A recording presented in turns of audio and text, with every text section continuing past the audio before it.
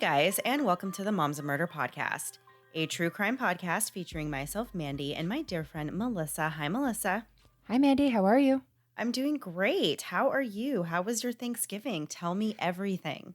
Well, okay. Thanksgiving was great. I did make your little brie with cranberry, or would you call it fresh? They weren't canned. I cooked Well, then them they were on a fresh, yeah. pan. Okay.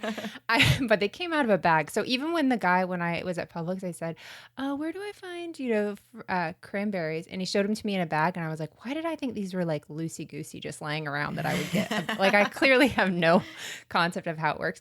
But with brie and on the little bread, the crostinis, as you say, and they were Yes. so good. They were really good. Now, will I give up my canned cranberry sauce? Absolutely not. That is a staple and it deserves to be loved and respected on its own. But as an appetizer, I think the fresh stuff makes more sense on your crostini because it's just more pompous, to be quite honest. It's a little more Yeah. foofy. How was your Thanksgiving? It was great. It was good. My family has been sick, so we had a very quiet Thanksgiving at home, and I cooked a lot of food anyway, even though it was just us. Oh, And so that's been great because then I haven't had to cook again. So we've all just been eating leftovers and just doing what you do after Thanksgiving. But yeah, right? it's been great. And I mean, it was fine. I didn't mind it. We stayed home and watched TV all day and made yummy food. And that was that. So yeah, nothing really exciting happened, but we did it. We celebrated Thanksgiving and we had turkey just like everybody else. So yeah. Yay. I know. I'm on my last day of turkey, but I save cranberry sauce to like put it each time because it's great with cranberry sauce. Otherwise, I don't want it. So it just like I've gotten down to my last little tiny bit of each of those, and that'll be my dinner tonight. And this is so many days of eating Right. cranberry sauce and turkey. No wonder I only eat it once a year. So yeah, it was good. Yeah. I actually get really tired of the leftovers pretty quickly. So sometimes I'll eat Thanksgiving food maybe one other time after the first time. And Right. then I just use it as an excuse. I'm like, no, I'm going to save this for the kids so they have something to eat. And even they're like, after like day 3, they're like, we don't want to eat this stuff anymore. So yeah, so we've kind of reached that point. I think everything I have left in the refrigerator is probably just going to go straight in the trash can Yeah, as soon yeah, as yeah. possible. All right, so we'll get right into the episode this week. Sometimes when we research these episodes, we have the opportunity to learn more about topics that might typically not be involved with true crime. And this week we had that opportunity and we got to learn about this strange phenomenon called somnambulism, or as it's more commonly referred to, sleepwalking, which I guess I didn't realize sleepwalking had a scientific term, but that makes complete sense because it is it is an actual thing, a medical Right. thing. So it makes sense that it would have a real name. But it's a topic that sometimes is presented with humor, and you'll see sometimes in cartoons where this unsuspecting sleeping person gets up and does these silly things while they're completely unaware that they're doing them. And so some examples of this you might see are things like they might raid the fridge, or they might start even vacuuming the floor in their underwear at 4 o'clock in the morning. There are numerous crazy and sometimes really funny stories about sleepwalking, and it's easy to forget the topic itself actually is not very funny, and it can sometimes lead to some pretty scary consequences. This week's story is about a terrifying sleepwalking episode that led to a brutal murder. But was it truly a sleepwalking nightmare, or was it just a clever excuse for cold-blooded killing? Sleepwalking falls under a category of legitimate sleep disorders that commonly affects children, and it is actually thought that 29% of children are affected by sleepwalking at some point, which I've actually heard of. I have a few friends who have kids who have suffered with sleepwalking while they were children, and then they've gone on to grow out of it. My kids have never been sleepwalkers. We've never had not even one incident of sleepwalking here, but I imagine how like scary that can be if you have a young child. I just can't imagine like having to worry that your child is up roaming the house at night and you don't know, Yeah. you're still, everybody's asleep. That is definitely a scary thing. But usually, as I said, they do outgrow it by the age of 13. Research suggests that less than 4% of adults continue to have sleepwalking episodes, and those who are affected commonly have other sleep disorders, anxiety, or depression. While there are plenty of harmless sleepwalking stories out there, it's important to remember that sleepwalking is potentially dangerous and pretty terrifying for those who suffer from it. When a person has a sleepwalking episode, they are in a state somewhere between consciousness and being asleep. They are completely unaware of everything that they're doing and everything around them, but their actions are similar to those that they might make if they were truly awake. So, for example, they might get up and walk around with their eyes open and even go about starting their typical daily routine, getting dressed or eating food, all while being technically asleep and unaware. And then when they wake up, they will have no memory of doing these things. Sleepwalking episodes typically last less than 10 minutes, but it's possible that it could go on for as much as 30 minutes or more. If the person is not interrupted, they will usually just go back to bed and go back to sleep on their own. But there are far worse things that sleepwalkers have to worry about than just eating all the cookies in the house. In some instances, people who are sleepwalking will try and succeed at doing tasks and activities that actually put themselves in danger, such as cooking with heat or leaving the house and driving a car, engaging in sexual behavior, falling or jumping from an elevated surface, and many more things. What's worse, if you attempt to wake a person while you're sleepwalking, you probably won't have a lot of success. In fact, attempting to wake somebody who is actively sleepwalking can actually trigger a violent response from them in which they begin to attack without realizing or being conscious of the fact that they are attacking. In extreme cases, some sufferers of sleepwalking have committed crimes during their episodes, including the violent crimes of rape, assault, and sometimes even murder. But what happens when sleepwalking becomes a murder defense? It definitely presents a problem for officers and prosecutors because if a crime is committed by somebody who doesn't know they're committing a crime and they didn't make a conscious decision to commit that crime, then the question becomes how do they prove that they were actually sleepwalking at the time of the crime and not just using it as a really clever defense? It was 1997 when one such instance of an alleged sleepwalking murder occurred in Phoenix, and the details of the story are pretty haunting. Scott and Yarmila Falater were far from being newlyweds at the time of our story. They'd met in high school and became each other's first real relationship. They eventually got married while they were in college, but by 1997, they already had 20 years under their belts. Scott was a really smart kid who kept to himself. He was the oldest of 5 children and grew up in a middle-class Catholic family. Although his daily life wasn't always great, his father was sometimes violent with his mom, Scott did really well in his studies and kept a keen sense of humor. Scott was an engineer for Motorola, and Yarmila was an assistant teacher in a preschool classroom. The nature of Scott's work was very stressful and demanding. It wasn't the type of job where you just put in 40 hours and then you're done. Scott would sometimes spend as many as 60 or 70 hours working to make deadlines. Their family was made whole with a son and daughter who were both teenagers and a golden retriever. They all lived together in a quiet neighborhood in Phoenix and lived a pretty average and ordinary life. The Falater family, and especially Scott, were deeply religious and devout members of the Church of Jesus Christ of Latter-day Saints Church. They lived modestly and plainly within their means and had a tight familial bond. Scott and the rest of the family were very active in the church, and those who knew the family said that Scott and Yarmila seemed to have a really great marriage.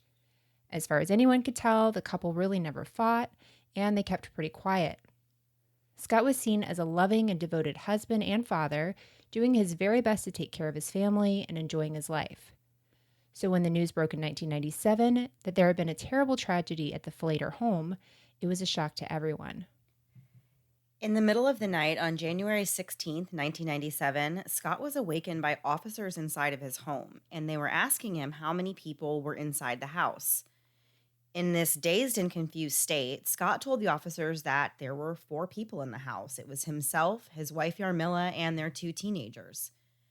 As Scott began to come to more, he became very confused and really surprised to see these police officers in his house, and with each passing minute, this horrifying story began to unfold. The officers actually didn't find Scott in his bed when they entered the house.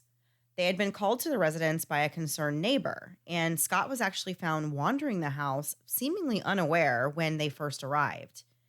It was really a bizarre scene, but things took an even more unsettling turn when officers also found the bloodied body of Scott's wife Yarmila floating in the family's swimming pool. And although Scott had been found wandering the house, he appeared to have no idea that his wife was dead. While technicians worked to gather evidence from the scene, Scott was taken to the police station for questioning.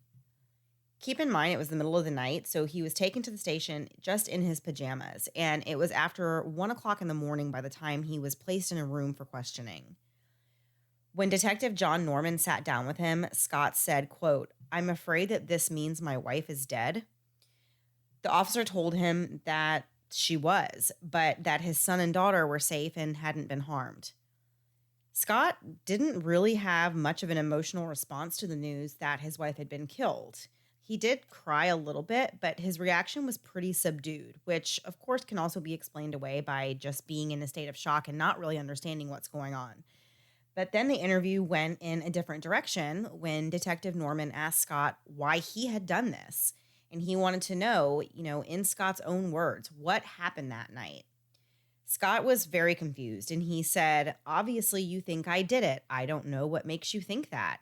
And the officer told him it was, quote, "because I have a neighbor staring at you, watching you do it. That's why." And we're going to get into so many more details of this case after a quick break to hear a word from this week's sponsors.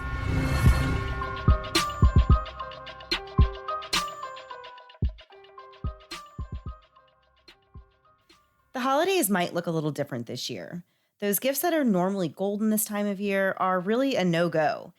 There's no concerts to buy tickets for or movies open to buy gift cards for, but that doesn't mean there aren't still great gifts that the people in your life will love and actually use. That's why this year, Raycon wireless earbuds are the perfect gift for everyone on your list. I use my Raycons all the time, and that is not even kind of an exaggeration. They're so comfortable and have seamless Bluetooth pairing, a noise isolating fit, and you can start using them as soon as you take them out of the box. Plus, Raycons are half the price of those other guys. And I've tried some other ones, and I think my Raycons are way more comfortable, and the audio quality is out of this world. Whether your gift recipient uses them for taking calls or listening to music, in line at the grocery store, or listening to their favorite podcast, give them a gift that not only will they use, but they will love, making you the holiday gift-giving superstar that you always hoped you'd be. Raycon's being generous for the holidays, so on top of their everyday great prices, they're offering our listeners 15% off right now. Go to buyraycon.com/momsandmurder today to get 15% off your Raycon order. That's buyraycon.com/momsandmurder. buyraycon.com/momsandmurder. Whether you're traveling next month or next year, do it in style and ease with Away luggage. Away helps you solve real travel problems whenever it is you take that next trip. We all have a trip in mind that we can't wait to be on sometime soon. And while Away can't keep your kids from fighting in the car over the one charger you managed to bring, with Away luggage, the stressful part of the trip won't be packing your things or carrying them around. Because Away suitcases are designed to last a lifetime, with durable exteriors that can withstand even the roughest of baggage handlers or kids. And if any part of your suitcase breaks, Away will arrange to have it fixed or replaced. Plus, there's a 100-day trial on everything Away makes, so you can travel with it, and if after 100 days you still aren't happy, you can return it. No ifs, ands, or asterisks. One of my favorite features with Away luggage is their interior organization system that includes a built-in compression pad. And you know what that means. More room equals bringing more, because choosing between your favorite pair of jeans can sometimes be harder than choosing what snacks to pack. There's also a hidden and removable bag, so gone are the days of guessing what's clean and what's dirty when you get home and being stuck just washing all of it just in case. I just found out that my 7-year-old nephew actually asked for a suitcase for Christmas, and honestly, I can't believe what a great gift that would make for even the adults in my life. You may not use a suitcase every day, but every time you do use it, you'll either be grateful for the Away luggage or whispering curse words under your breath with your old stuff. Because not only does Away luggage look great, but they have 4 360-degree spinner wheels that guarantee the smoothest roll, even whenever you're trying to keep your kids in tow in airports and stations. Plus, Away offers both free shipping and free returns on any order that's made within the contiguous US, Europe, Australia, and Canada. Shop their selection of suitcases and bags at awaytravel.com/moms and give someone something to look forward to this holiday season. That's awaytravel.com/moms. Now back to the episode. So before the break, the body of Yarmila Falater had just been found in the swimming pool at the home that she shared with her husband Scott and their 2 teenagers. Scott had been found roaming the house in a dazed and confused state and was taken in for questioning, but he really appeared to have no idea what the officers were talking about or how his wife ended up dead in their pool. Detective Norman informed Scott that a neighbor had allegedly watched Scott commit this terrible crime and had been the one to call police that night. So what exactly was going on here? When Scott was pressed for information, he told investigators that he simply didn't remember anything. Meanwhile, back at the Falater home, the details of a gruesome murder were being uncovered. Yarmila's body was found to have suffered dozens of stab wounds, actually 44 to be exact, before being thrown into the family pool. As confusing of a scene as it was, police luckily did have an eyewitness that was able to provide a very detailed picture of what may have happened. Greg Coons lived next door to the Flaters and had a partial view into their backyard and through the windows of their home. Also, this reminds me of the way they can see into their neighbor's house. It's such a weird thing. Like, we live fairly close to our neighbors where if I'm outside, I can sometimes hear my neighbor outside, but there's something with like being that close to people where you pretend you don't hear each other. So I'll be Right. talking to my dog and then I'll hear him talk to his wife or I'll hear him sneeze and I'm like, "Should I say bless you? I don't want to feel like I've been listening to your whole conversation." I'm like, "Oh gosh." So stuff like this always worries me. I'm like, "Please nobody argue. I don't want to hear anything. I clearly am within, like hearing distance. I don't want to hear anything at all." But I can see like there's different places in different yards near me where I could see somewhat in there. And that's like an uncomfortable place to be in. For something like this is so crazy to Right. even see this and then to be like, oh my gosh, am I seeing what I'm seeing? So, according to Greg, his neighbor, on this night of January 16th, he was startled by the sound of screaming that was coming from the Falater home. It was late at this point and had been dark for a long time, so this type of screaming sounded very concerning. And so Greg went outside to see if he could figure out exactly what was going on or if maybe someone needed help. What he saw was a real life nightmare. While he was peering over the fence, Greg watched in horror as Scott repeatedly stabbed Yarmila.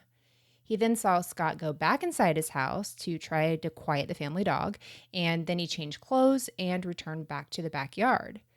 When Scott realized that Yarmila was still alive, he allegedly rolled her into the pool and held her head underwater, all while Greg Coons watched from the other side of the fence. I later heard something where Greg Coons basically said, I thought he was pulling her head above the water, and then realized no, he was actually pushing it into the water. Well, it's kind of one of those things, like you said, where you would just be thinking that there's no way you're seeing what you're not believing what your eyes are seeing. And so I can see how he would be like, what is going on? Is he helping her? Is he hurting her? And just kind of trying to gather. And then it's also dark outside. So you're also trying to figure out, like, what in the world is going on here? But oh my gosh, how scary that would be to see your neighbor doing something like this. And then, like you said, just having to come to the realization, like, oh my gosh, yeah, something really bad is going on over here. It'd be much easier to be like, he's holding her head above water than to think, oh my gosh, he's putting her head underwater trying to kill her. Yeah, it would be, I can't even imagine what this does to your brain because, yeah, mine would be absolutely in pure panic mode. I'd be running circles, silently in my head. That's just so much to take in and I just can't believe it, like you were saying. So there's nothing more to say there. I really just can't believe it. So at this time, Greg had been at home with his girlfriend when he started hearing these screams that were coming from the Flater's backyard. And so when he goes outside to take a look, he sees Yarmila laying on her side several feet away from the pool, and she was still alive and moving. And so that's whenever he continued to observe what was happening and could see Scott going inside the house for several minutes and then coming back out in the backyard. And so Greg watched as Scott stood over Yarmila and looked at her for about 1 minute before actually rolling her into the pool and holding her head underwater. And so after Yarmila was dead, Scott then put the bloody knife and clothes into a trash bag, and that he took that and he put it into a container and put them in the wheel well of his car, which was a Volvo. By the time Scott appeared to be cleaning up after himself and this horrible, horrible, violent crime that he had committed, Greg had already called the police and they were at this point on the way there. But what explanation could there possibly be for why the officers who responded to the scene found Scott wandering around aimlessly as if there was nothing wrong? Well, when he was taken to the police station, he told them that he had no idea why he was being interrogated or what happened at his home that night that had led to the death of his wife, Yarmila. And even after the detectives told him that a neighbor had seen him in the act of killing her, he refused to admit that this was true.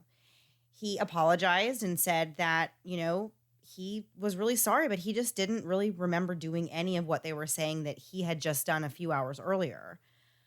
While he didn't admit to making a conscious choice to kill his wife, he also did not deny that he had been the one to do it either. He was allegedly caught in the act by the neighbor, and as one officer pointed out to him, Scott was also covered in blood and had somehow managed to bandage up his hands. And that's when Scott dropped this very unusual explanation and told the detectives that he couldn't remember the events of the night because he believed that he had been having a sleepwalking event and that anything he did while sleepwalking, he would not be able to recall now that he was awake. According to Scott, the first thing he remembered when he woke up was that there were police around him and there was lots of noise and people talking and yelling, but he didn't remember anything prior to that except for when he had gone to bed earlier that night, of course, before the attack. It sure seems kind of like, oh, what a likely story. But in this case, it actually had to be considered. And that's because Scott Falater actually did have a history of sleepwalking. Not only that, but police really couldn't find any possible motive for why he would want to hurt Yarmila. According to everybody they spoke to about the couple, they were normal and happy. And as far as anybody knew, the couple was faithful to each other and they had a loving relationship. They didn't have any financial strains and there was no history of abuse or anything like that. The Falaters had a wide circle of friends and acquaintances from church where Scott was heavily involved and even worked as a personal and family counselor and teacher. There were no records of police contact with either of the Falaters, and they had never been called to the home before. So basically, they're kind of going down this checklist, like, is there anything here that would be like, Right. well, maybe we should dig? But everywhere they turned and every time they talked to somebody, everybody was like, no, absolutely not. We would never see this coming, from this couple. So of course now they're like, well, maybe we should look into this sleepwalking, defense that he's giving Right. us. When Scott told detectives that he was a lifelong sufferer of sleepwalking and that he even believed that he may have murdered his wife during one of these sleepwalking episodes, they really found it pretty hard to believe. Detective Norman point blank told Scott that he thought he was lying and aggressively told him that he was going to go away for first-degree murder. But Scott's sister spoke with the police and told them that her brother had been dealing with sleepwalking since he was just a child. And even more interestingly, Scott had actually attacked his sister in a sleepwalking episode years prior when the two were just kids growing up in Illinois. Seeing her brother up sleepwalking was nothing out of the ordinary, and one night she said she saw him and attempted to wake him up while he was sleepwalking through the house. Scott was startled and became violent and actually threw his sister across the room. Although this sounds and is really terrifying, violence when sleepwalking is actually extremely common. It's thought that 58% of adult sleepwalkers can or have become violent when sleepwalking. In one study, 100 sleepwalkers were evaluated, and it was determined that 17% of the violent sleepwalkers were so violent that their bed partners actually needed medical care after being attacked by the sleepwalker. My sister was a sleepwalker as kids. I don't know if I ever told you that. She was big time a sleepwalker. I would go to bed at night, we shared a room, and I wouldn't say anything. Like, I'd have to be totally silent because if you disturbed her at all, she would sit up and just start talking and start pacing and stuff. And you're like, oh, can't do that. And then you're told you can't wake them up because they will become. I always was told, now this is not true, that you would this is like an old wives' tale that they did to me, and I believed it for a long time, that you would keep them in that state forever if you I've heard woke that them too. up. Yeah. Like that they're just permanently. It's like whenever people tell you don't roll your eyes in the back of your head, they'll look Right. stuck, or you'll swallow gum and it'll be there 7 years. So I would never wake my sister up, and the only way I could get her to stop, because she would just, her eyes even looked crazy and stuff, is to say, hey, what's your name? And she'd be like, Megan. What are you talking about? My name's Megan. And then go back to sleep. And I was like, phew, I'm saved another night. I know. But it was crazy. She had one crazy, crazy story. That's the only thing I'll say. But we went to a summer camp, and she ended up on the second floor, which I don't know why they allowed her to be on the second floor. And if I remember this story correctly, and she could correct me, but she woke up outside her door because she came to my room, and she had tried climbing over the side of it and was locked Oh. out of her room and woke up climbing over the side of the second floor Oh my thing. gosh, that is terrifying. It's terrifying. Now, I would like to make sure, fact check that, and I should have done that before this, but that's how I remember that story going. But it was insane, but she eventually grew out of it. But it was one of those, when she was talking and upset and moving around, you were scared. She was smaller than me, but I was always like, ooh, I don't want to make her mad. But it drives you crazy with a sleepwalker or sleep talker. Eventually, you're just like, I can't take this anymore. Just wake up, for goodness sakes. But it is a crazy thing to think of how many people can be violent in their sleep that aren't typically violent in nature, that are calm, but just something in their brains is going bananas, I guess, whenever they're disturbed. I think that's where I was going with that. But back to the facts of the story. So these violent encounters were found to be mostly caused by people being provoked or being really in close proximity to the person they attacked. So even somebody rolling over in bed, I've heard of that, and slamming their arm against somebody, just crazy things where it's just nothing, you don't know what's going to happen. So research has showed that people who are sleepwalking lack the ability to recognize faces, which I find that to be really fascinating. So it's common for them to attack these people that they know without realizing they're even doing it. It's like facial blindness because you're asleep. So this behavior is thought to be similar to something else that's called confusional arousals, which is a term for what happens to some people when they first wake up and they're in a confused and groggy state.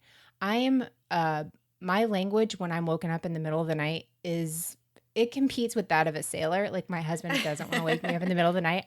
I'm the angriest, meanest person. If you wake me up at like 2 a.m. and it's not a kid, every terrible word that I know just comes out of my mouth and I just cannot in imagine rapid you succession. ever. Yeah. I All of find them, that so Mandy. hard to believe. I just can't believe that. My husband will like come. I'll lay in my room, lay in the room with my son at night, and he'll come get me. He's like, sometimes he's like, "Do you remember what you said to me last night?" I'm like, "I have no idea." He's like, "You would be embarrassed if you heard the words that came out of your mouth. Don't wake me up in the middle of the night." That's the moral of the story. So maybe I'll say that this was my excuse. I am a sleepwalker talker. So Yeah. they, so you might say funny things or terrible things in my case, or appear to have no idea where they are, what's going on. And this is typically seen when someone's awakened from this very deep sleep. So Scott Falater's defense wasn't that he didn't murder his wife, but it was that he had been sleepwalking this whole time and just didn't remember doing it. But of course, this raises a lot of questions when it comes to the plausibility of the whole thing. Quickly shoving or hitting someone while sleepwalking is one thing, but is it actually possible to brutally stab someone dozens of times while they're screaming for help without waking up? As we said in the beginning of the episode, sleepwalking events generally last less than 10 minutes, but they can sometimes go on for more than 30 minutes before the person either goes back to bed or wakes up on their own. This particular sleepwalking attack is believed to have gone on for over 40 minutes, and according to Scott, he was sleepwalking not just for the murder itself, but also while he hid the evidence and bandaged his own wounds. The neighbor reported that Scott was seen moving through his house, changing his clothes, talking to the dog, and many more things before the police actually arrived at the scene. So it's hard to imagine that he was actually asleep during all of that. So, to answer some of their questions, the detectives, of course, have to bring on the help of sleep experts to figure this one out. Officers had to decide whether to believe Scott in his story and feel sympathy for him, or to kind of go the other direction and charge him with the crime of murder. Scott was sent for a sleep evaluation and was put on a testing device that showed that he did fit the profile for a sleepwalker. And since he did have documented history of sleepwalking, the question about whether or not he was a sleepwalker really didn't exist. They knew that he was a sleepwalker. He has proof that he has been a sleepwalker all his life. So that part is definitely settled. He definitely is a sleepwalker. So the experts have found that there are several things that can actually trigger or lead to a bout of sleepwalking. And these things include stress, sleep deprivation, and illness. And that sleepwalkers typically do their sleepwalking within 3 hours of going to sleep. So after speaking to Scott more, they learned that he had been under a lot of stress at work that had been affecting his sleep schedule. On the night of the murder, Scott and Yarmila were just hanging out at home, and according to their children, there was nothing out of the ordinary about that evening. Nobody was upset, nobody was arguing, and it was really what they considered just a typical night for the family. Scott talked to Yarmila about the troubles that he'd been having with his job, and he went back and forth to the backyard while trying to fix the pool pump that was broken. Eventually, Yarmila called Scott inside for dinner, and the rest of the evening was pretty typical. As the night wore on, Yarmila watched TV on the couch, where she eventually fell asleep. And Scott, who, as I said, was having trouble sleeping, stayed up and tried to continue fixing the pool pump. When he was finally ready to lay down for the night, he gently woke up Yarmila and told her goodnight before heading to bed. He claimed that the next thing he remembered was hearing people shouting, dogs barking, and police surrounding him in his house. But one thing was for sure, whether he remembered it or not, he had gotten up from the bed at some point and began attacking his wife. This was certainly going to be a difficult case to resolve, but the investigators believed that it was a job for the courts to figure out. Since there was an eyewitness to the murder and plenty of evidence pointing to the fact that Scott had actually done it, he was arrested and charged in the crime. It would be up to his attorney and the testimony of experts to build his sleepwalking defense and sell it to a jury.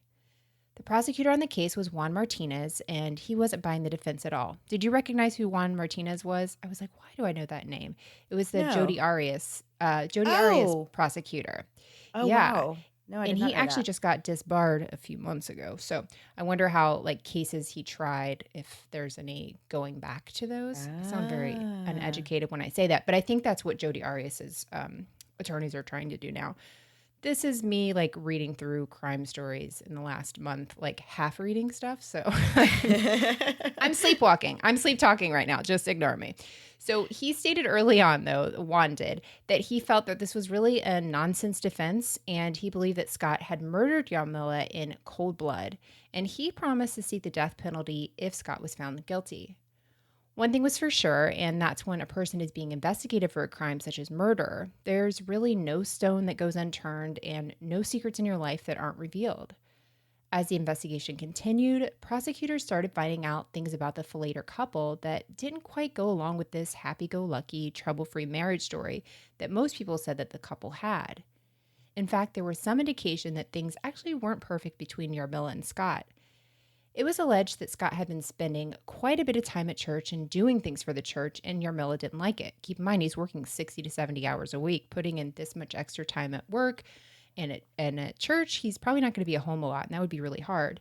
So she was allegedly wanting to back off from being so heavily involved in the church and had apparently told Scott that she didn't want to have any more children, which was something Scott definitely did want to have and actually felt that he was entitled to. When Yarmila's dedication to their faith started to waver, it began to cause problems within the couple's marriage. If this was true, then that meant that the prosecution actually had a motive to present to the jury. For their case, prosecutors would claim that Scott did have a defining reason to murder his wife and that he planned it out and came up with the sleepwalking defense ahead of time to try and get away with the crime. And there's still so much more that's going to take place in this case, and we will talk about that after one last break to hear a word from this week's sponsors.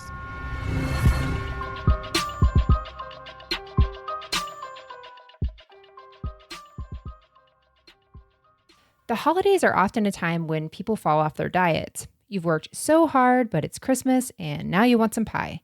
I get it. I want pie every single moment I'm awake, but what if I told you you could have that pie, get the results you're looking for, plus not be on a diet? Thanks to Noom, you can have it all plus the pie. Noom is the habit-changing solution that wants to help you learn to develop a new relationship with food, and they do that through personalized courses. And Noom knows you're busy, especially right now, so they just ask for 10 minutes a day to commit to yourself. Noom helps teach you how to look within your own mind to make better decisions for yourself, not to tell you what you can and can't do, which is a lot of what's out there. What I really enjoy are the lessons from Noom because they are so helpful in understanding why I eat the way I eat, and they give me suggestions on how to make some minor adjustments to get the results I'm hoping for. The tone of the program is light and encouraging and keeps you wanting to come back to learn more. I'm not a big scale based person. I'm a big believer that numbers don't matter. It's really how you feel. And I feel really great, which was my goal in joining Noom. I wanted to be able to make smart choices and not feel like I've fallen off some proverbial wagon and keep going even on days when I'm feeling off or during the holidays. Thanks to the amazing and encouraging Noom community, I'm still going strong several months later and feeling great and capable of making decisions about what I'm eating without obsessing over it. You don't have to change it all in one day. Small steps make big progress. Sign up for your trial today at Noom, Noom.com/moms. What do you have to lose? Visit Noom.com/moms to start your trial today. That's Noom.com/moms. Ladies, let's face it. For the holidays this year, it's up to a lot of us to be our own Santa. I love my husband and kids, but there is no way they're going to buy me something that I really enjoy unless I lay it out for them. And this year, be like me and do just that with FabFitFun.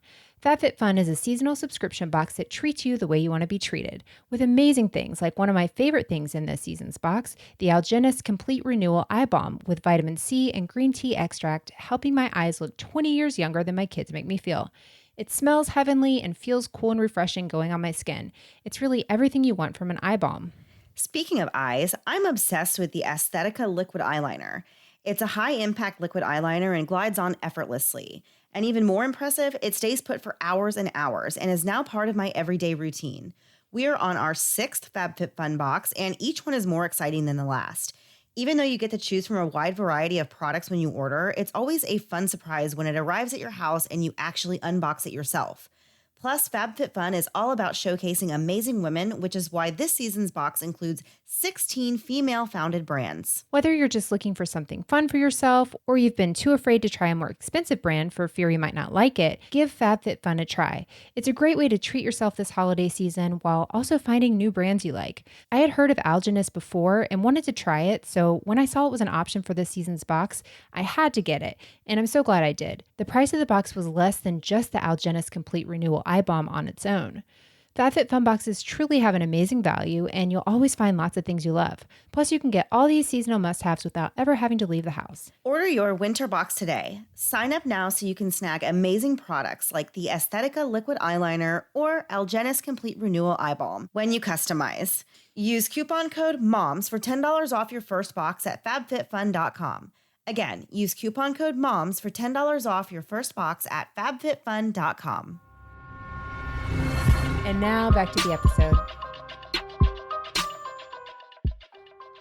Before the break, Scott Falater had been charged with murder in the death of his wife, Yarmila. Scott wasn't denying that he had been the one to stab his wife 44 times before drowning her in the family pool, but he insisted that he had done it all while sleepwalking and therefore was not legally responsible for murder.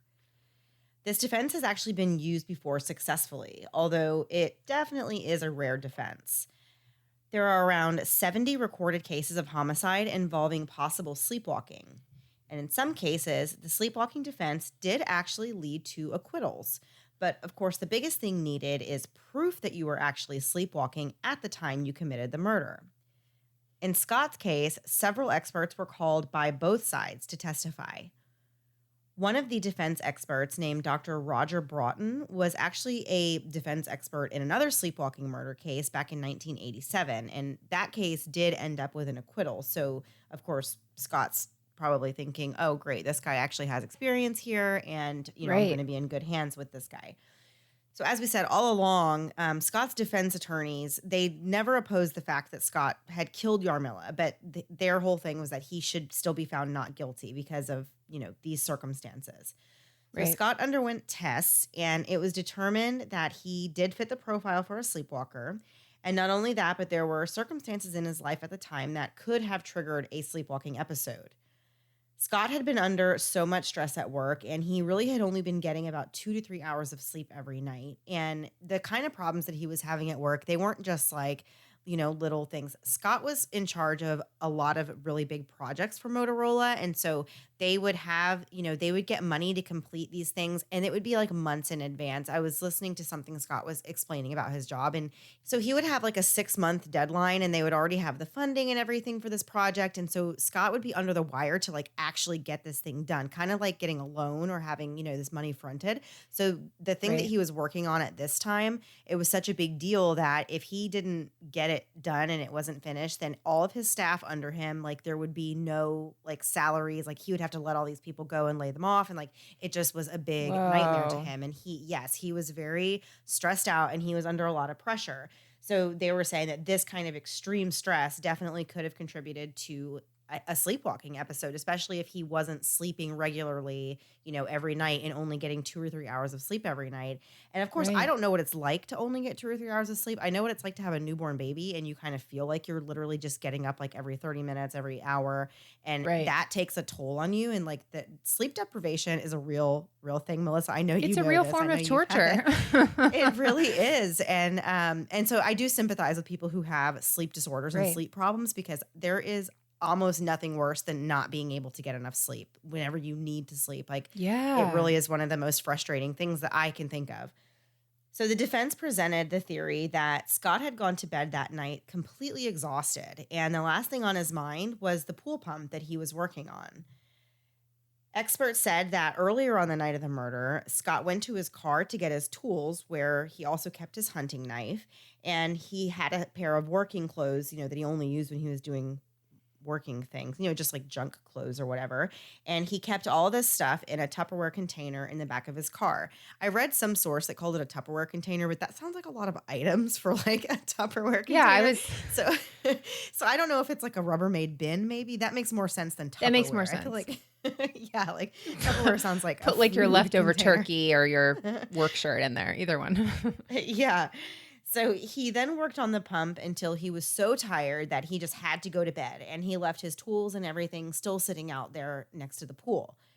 The defense's theory was that Scott later got up and began sleepwalking. And while he was sleepwalking, one of the things that he thought he was going to do was to keep fixing the pool pump. So he went back out to the pool while he is still asleep.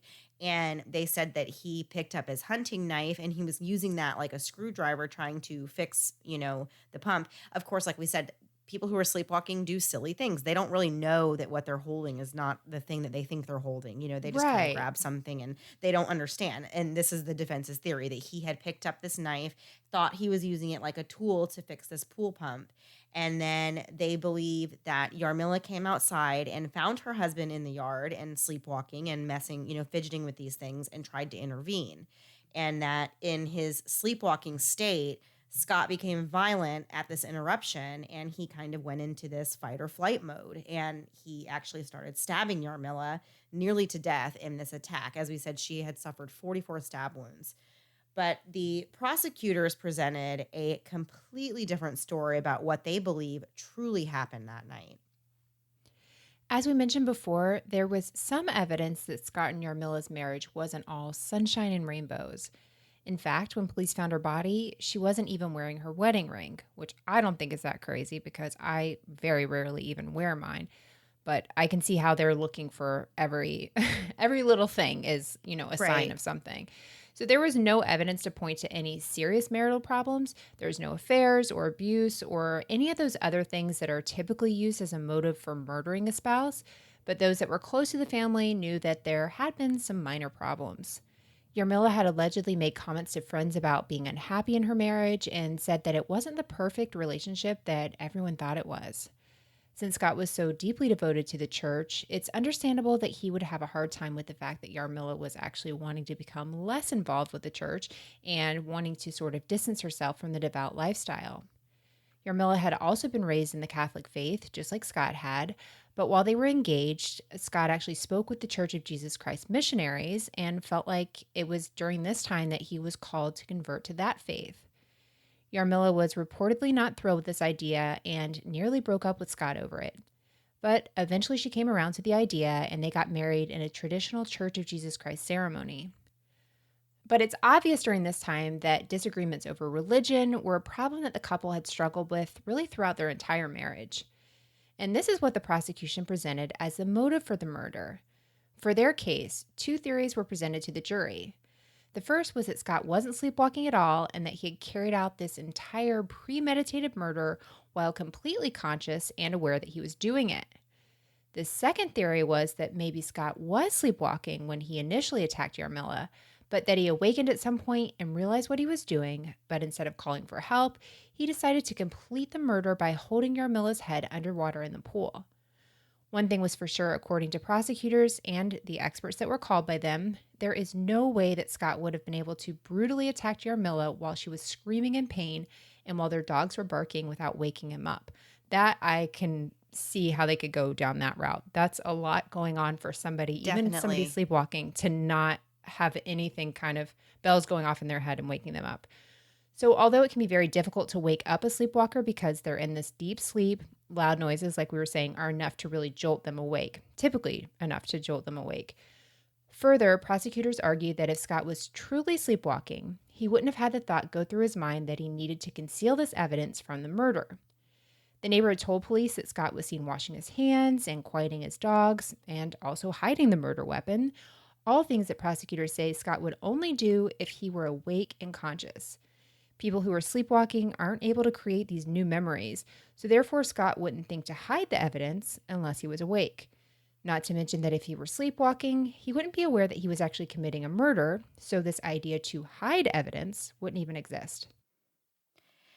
But the defense insisted that Scott had no good reason to murder his wife, and nothing at all pointed to there being any conflict between them the night that Yarmila was killed. The couple's two children testified in court that the night their mother was stabbed to death was a completely normal night. They said their father never went into a rage when he got angry and that he was always pretty even tempered, but that wasn't even a factor on the night in question. The family ate dinner together, and Scott spoke about his stresses at work, and then he worked on his computer on something for the church. And then he started to work on the pump for the night, but decided that it was too dark and he was going to wait for daylight. Scott himself took the stand and testified for over 2 hours, where he was asked numerous questions about how the details of this event could have possibly taken place the way he claimed it had. Scott painted himself as a mild mannered family man who was under extreme stress at work and who had let his life become ruled by his career and his faith, but he insisted that Yarmila was his soulmate and that he would never consciously do anything to hurt her. Prosecutors continued to hammer home this idea that Scott had to have been conscious during the murder or he wouldn't have done things the way that he did them. They believed that it was Scott's intention to kill his wife and leave her body outside for their kids to find the next morning, and then to make it appear as though a stranger had attacked Yarmila while everybody else was asleep. But then, when the neighbor caught him in the act and intervened, Scott had to come up with a new story, and the prosecution said that's when he decided to use this sleepwalking defense. On the stand, Scott said, quote, "I assumed that I must have gone crazy or that something in my head had broken," end quote. After hearing from numerous experts on both sides, the jury went to deliberate this very bizarre case. In the end, they believed the prosecution experts more than they believed the defense experts. And they believed that the experts who spoke for the prosecution were right when they said that there was no way Scott wouldn't have woken up when Yarmila was screaming or hearing their dogs barking and all of this other commotion. Some of the jurors believed that it was possible that Scott was sleepwalking at the start of the attack, but that he had not been sleepwalking for the entire thing, or when he made the decision to drown Yarmila in the pool.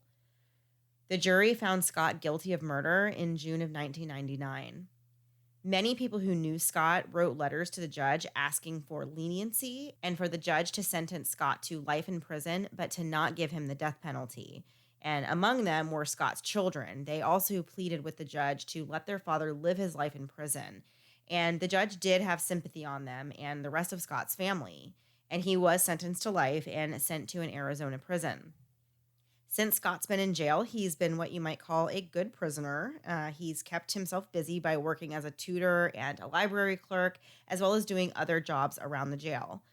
He maintains his innocence and says that he did not intentionally murder his wife, and he hopes that he is allowed to see her in heaven one day.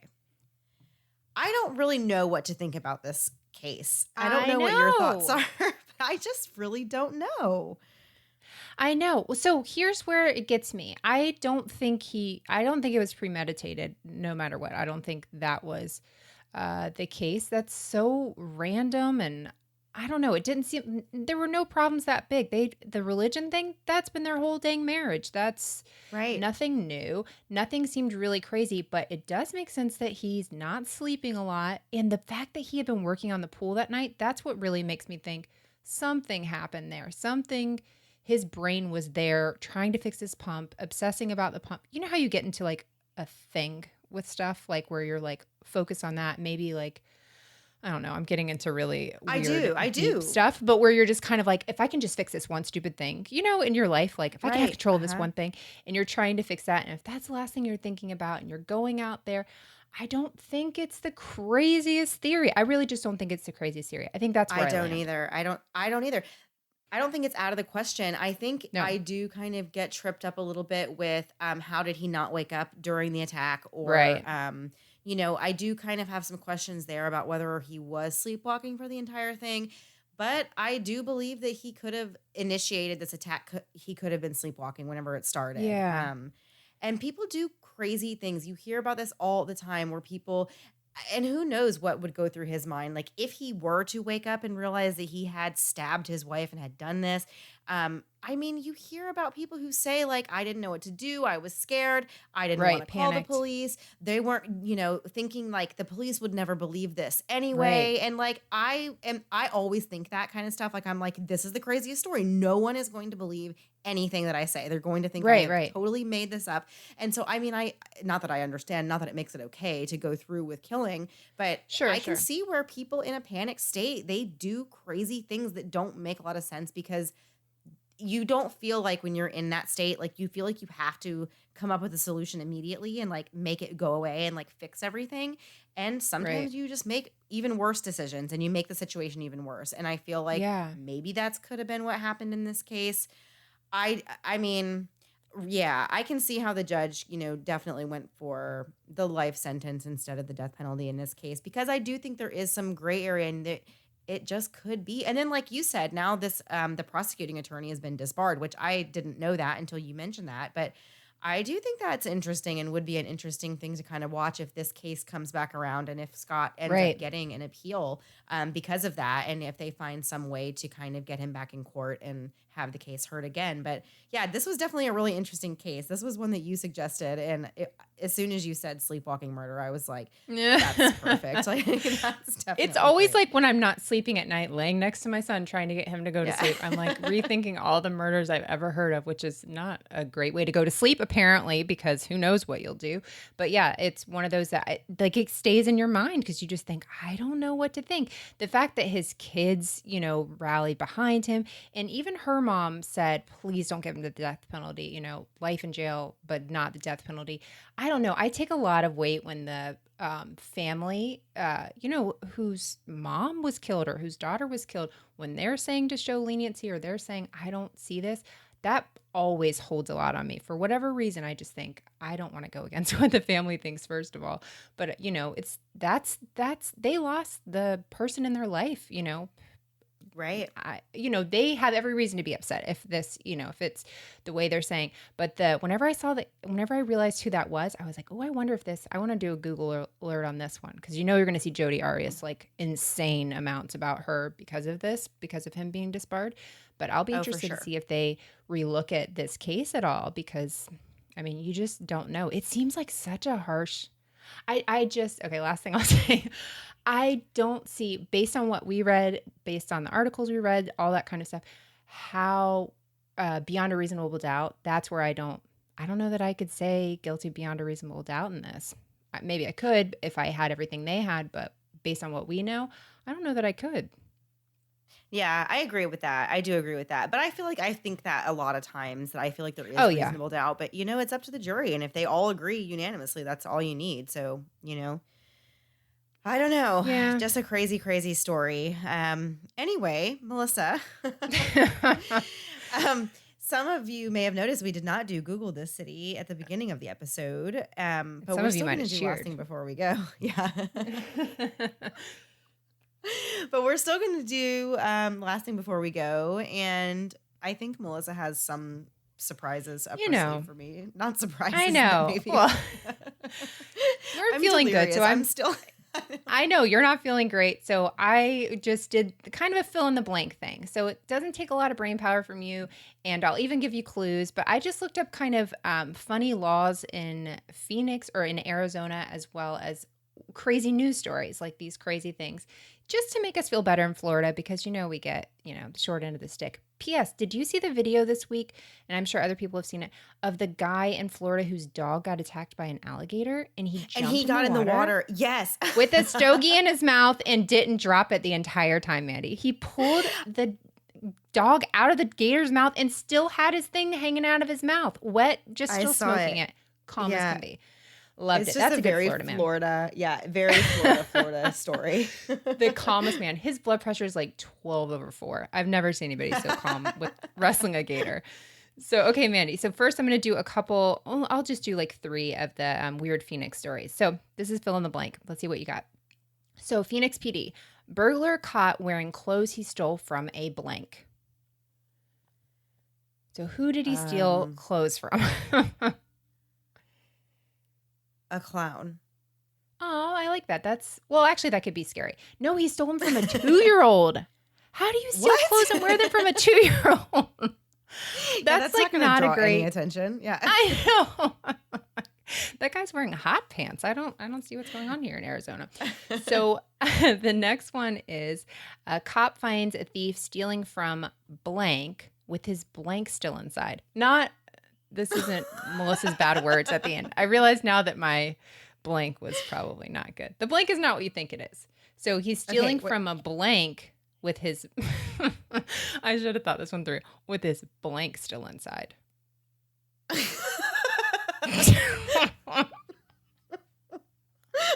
I'm so sorry. Melissa, that was woken up in the middle of the night, wrote this. Huh? Hold on. He's stealing from a. Oh my gosh, I have no idea. Okay, how about this? He's stealing from an arcade machine with his blank still inside. An arcade. What would you put in an arcade machine to try and get stuff that has a bicep and a tendon and and a what's behind your bicep? Yeah, your tricep? Your arm. Yeah, his arm was still inside and he was stealing. He was like on his knees with a flashlight trying to. What are you going to get from an arcade machine? And when they caught him, his arm was literally stuck in there. Oh my gosh. All right, last one. Okay, last one of this. Phoenix squatter demands to speak with blank after arrest. And it is not anyone you would think of. Not attorney, I'll tell you that much. His mom. It's a boxer. It's a famous boxer. Mike Tyson? His first name is Floyd. He did not bite anyone's ears. Oh, I don't know the name of any the boxer. 5th month of the year. Floyd Mayweather. Okay, I knew I was pushing it. All right, I'll do 2 of the laws. How about that? All right. I should have waited till you got some sleep for these. Here we go. Mandy, this is a good one. If someone is caught stealing blank in Arizona, they must wash oneself with it until it's completely used up. Please let it be gasoline. Wait, if you're caught stealing gasoline, you have to wash yourself with it?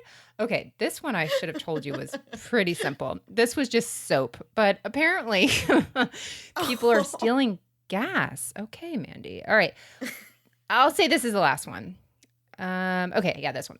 So when you're being attacked by a burglar or criminal in Arizona, one may only use the same blank as what they're being attacked with. Oh, that's easy. I don't even know why I put that as a blank. Yeah, it's. I don't know what I was thinking. Okay, that's better than your blank in your blank, sticking your blank in something. Okay, that's enough. I don't think we should do this again. What if you're being attacked with like a flower pot or something? Like, ma'am, find a flower pot. Yes, you can't do anything. You have to stay and say, Arizona law gives me 1 hour to find the same weapon, and then let's go for it, buddy. Oh, goodness. All right. Gosh. That's plenty. All right. Well, I'm so happy that we made it through Thanksgiving. We made it through whatever month we just had, November. It doesn't matter anymore. Who cares? Yeah, I know. No, I feel like I've been in a fever dream this whole time, but now I'm feeling better, so I'm very happy about that and glad to be back. I think we have another week off coming up soon, so couple weeks. It'll be over Christmas and New Year's. But I want to try and do something on Patreon. That'll be fun. I have some ideas for you, but we'll have to work them out. Yeah. And, awesome. Well, I can't wait to hear them. Yeah, they're not great, but they're similar to these things. So we'll see what happens. I might need your input. All right. All right, guys. We will see you next week. Same time, same place, new story. Have a great week. Bye. Thanks so much for listening to the Moms and Murder podcast. Make sure to check back with us next week for a new episode. You can also find us at momsandmurder.com, where you can connect with us via social media. Please make sure you subscribe and give us 5 stars, because giving us 4 stars would be a crime. Thanks so much.